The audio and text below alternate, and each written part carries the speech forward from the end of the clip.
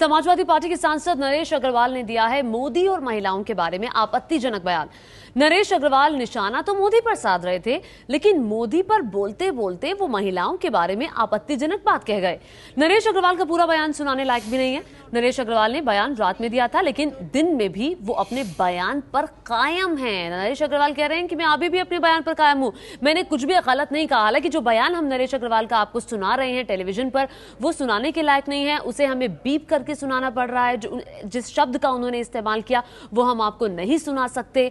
लेकिन उसके बाद जब नरेश अग्रवाल से पूछा गया कि क्या वो अब भी अपने बयान पर कायम है, तो उन्होंने कहा हाँ बिल्कुल। जहां तक परिवारवाद की बात कर रहे हैं, तो भाजपा में जब शादी का चलन ही नहीं तो परिवार कहां से होगा। तो उन्हें परिवार का आनंद क्या मालूम है। और मैं तो कहूंगा, हम लोग के गांव में कहावत कहलाती है, से आशीर्वाद मांगने जाओ तो कहती हमारी तरह हो जाओ। तो यही भाजपा का हाल है, वो सबसे कहते हमारी तरह हो जाओ। मैं कहूंगा नरेंद्र मोदी जी, आप अगर प्रधानमंत्री के देश के उम्मीदवार हैं तो कम से कम इन देश के मुद्दों पर अगर जनता से बात करें तो जनता को पता भी लगे कि जो हमारे देश का प्रधानमंत्री पद का उम्मीदवार है उसका देश के बारे में क्या राय है। ओछी राजनीति कभी फायदेमंद नहीं होती है।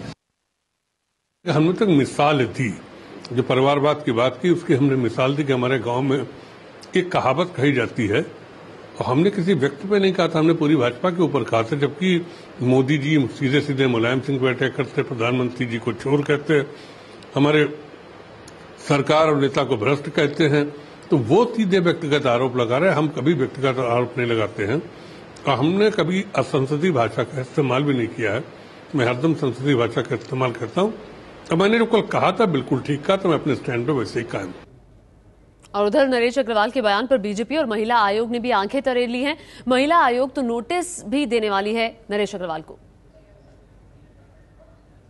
मैं सोचती हूँ कि इतने बुरे शब्द इतना बड़ा नेता अगर काम में लेता है तो बहुत गलत है, और मैं नोटिस भी दूंगी उनको, और नोटिस के साथ साथ उनसे जवाब भी मांगूंगी, और हो सका तो उनको बुला के बात करूंगी कि भारतीय महिला के लिए इस तरह की जो उन्होंने बात की वो बहुत गलत की है। और ये एक महिला का सवाल नहीं है, पूरे देश की महिलाओं का सवाल है। ऐसा है जो डायनास्टिक पॉलिटिक्स करते हैं, जो विरासत की केवल राजनीति करते हैं, उनको कैसे पता चलेगा कि सही लोकतंत्र क्या होता है। और इसलिए सपा अपने गिरेबान में झांक के देखे कि अगर मध्य प्रदेश ने बुंदेलखंड में विकास के काम किए तो जो मोदी जी ने सवाल उठाया वो बहुत लाजमी है कि उत्तर प्रदेश सरकार इसमें विफल क्यों रही, इसका जवाब